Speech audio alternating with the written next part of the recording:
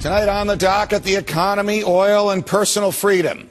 The Dow plunged early today amid a slew of troubling news on the economy. It did come back at the end of the day on news that a deal is closer on a bailout in Greece. But here at home, the International Energy Agency said it would release 60 million barrels of oil, 30 million of which are coming from America's Strategic Petroleum Reserve. The stated purpose? To ease the oil shortages in Libya. The move is surprising because Libya doesn't produce that much oil, and oil prices have already been falling over the past month. So why the sudden move? And will this market manipulation pay off? Or is it just a political ploy to please voters? More on that later in the show. Also troubling Wall Street today is news that House Majority Leader Eric Cantor and Senate Minority Whip Jon Kyl both walked out of the deficit reduction negotiations with Vice President Biden. Could this mark the beginning of the end of the vice president's talks? And without these key Republicans, can a bipartisan deal be reached? Add to all that, Republicans in the House who want the United States out of the war in Libya. And add to that, a new bipartisan move to legalize marijuana. Here now to tell us what all of this means for the fate of the nation's debt ceiling, for our foreign policy, and for personal freedom is Texas Republican Congressman Ron Paul. Congressman Paul, a lot to talk about. It's a pleasure. Welcome back to Freedom Watch. Thank you, Judge. Good to be with you. Let's start with what happened not too far from where you are today. How do you read the Republicans politely but firmly leaving these negotiations that the administration put together in an effort to cut some deal that would persuade people that it's in the Congress, that it's actually a good thing to raise the debt ceiling and let the government put us deeper into debt? See, I'm not a bit surprised. I would have predicted that would happen because the problems we face are so overwhelming, and some people just aren't willing to cut the spending, and some people just want to raise taxes, and they're at loggerheads. So that's why this is going to continue, and we're going to continue to have our economic problems. In your view, do your Republican colleagues in the House have the personal and political courage simply to say to the President and the Treasury Secretary, no, we're not going to authorize you to borrow another $2.4 trillion. You've borrowed and spent enough. We don't trust you to spend less. The only way you will keep the government living within its means is if we make it unlawful for you to borrow. Do you think that'll happen, or is this a pipe dream that I have? You're back dreaming again, Judge. I don't think it's going to happen. I think there's going to be a lot of debate up to the final moment, and then there'll be a decision, and the Republicans will get something. There'll be some promises. Okay, yes, we really will. We will cut some spending, and maybe they'll even cave in a little bit on taxes, but they won't call it raising taxes. It'll be tax reform or something, and to get more revenues, and that would be different. I think something will happen. I think they will frighten the members of Congress tonight enough to say that a default, which the default on paying interest on our securities, is so devastating. But what they won't admit to is that we're in default continuously. We've been that way for many decades because we just pay off our debt with cheap money. And they're looking at the Fed, matter of fact, I think is looking forward to more inflation so that the real debt goes down by the depreciation of our money. Most of your Republican colleagues who've come on Freedom Watch have indicated to us that a tax increase is dead on arrival in the House. Are you suggesting that the Republican leadership might somehow raise taxes but not call it a tax increase? Well, they've done that before. You know, it'll be reform, and I've heard things like that. You know, they cut some here and cut some here.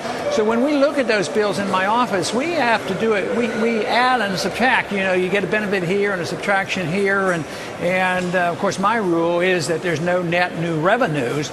But sometimes they'll make the bill very complicated and hard to figure out. Well, they're giving a tax break here, but they're closing loopholes. You know, you close loopholes, but you don't raise taxes. So I think they're quite capable of doing that. The Republicans have done it in the past, but I'm hoping they stick to their guns, and with the help of the freshmen, maybe we will. But I'm still predicting that they will not, that they will raise the debt limit. They will not go down to the wire and default in the way they argue that they might. I'm sorry to hear that, but obviously you have your thumb on the pulse of what your colleagues are talking about. I want to switch gears. How is it that the unlikely pair of Ron Paul and Barney Frank came together to propose legislation to keep the federal government out of the issue of marijuana and to leave it to the states? Well, actually, I've done this for a long time. I've worked with Barney Frank on auditing the Fed and some other things. So, and for cutting some of the military budget. So on this issue, we've worked together. It's gotten a little bit more attention this time, but I think I like the way you worded it, because it's not taking a national control of an issue and say all the states would do it. What we are really doing is returning it to the states and trying to treat marijuana like we treat alcohol. And maybe we wouldn't have quite so many people imprisoned and, be a little bit adaptable. One thing that has strongly motivated me with the marijuana issue is I am convinced that there have been a lot of people helped medically by taking marijuana where ordinary drugs haven't. Because if a person has cancer or they're on chemotherapy, many people have told me they've been greatly helped. But isn't it a shame that if you have a loved one that's dying of cancer, and I've come across these cases, and I would say, I think maybe the marijuana would help them. But what are you going to do? Tell them to go out and find it? It's so sad. So I think we should have a little bit of compassion on this issue, follow the Constitution. The difficult problems can be solved out at the state level. I understand that at the Republican caucus today, or wherever the Republicans get together in the House to speak, there's some strong energy there to enforce the Constitution with respect to Libya, that the president can't start a war on his own, that whether the War Powers Act is constitutional or not, he must at least comply with the laws that have been written.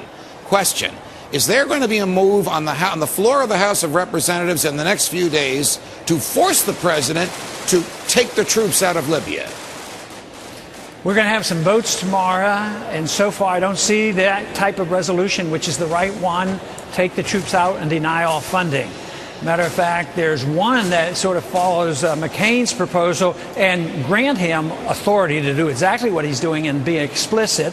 That will not pass, I believe. I don't believe there are the votes for that. But then there's another one that sounds good, and it said that we can't use any funds except for, and they list 4 things that they're already doing.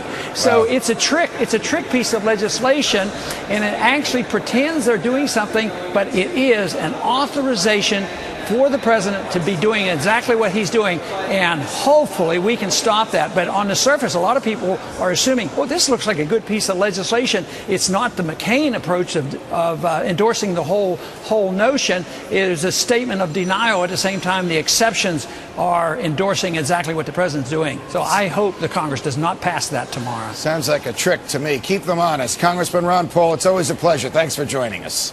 Thanks a lot. Secretary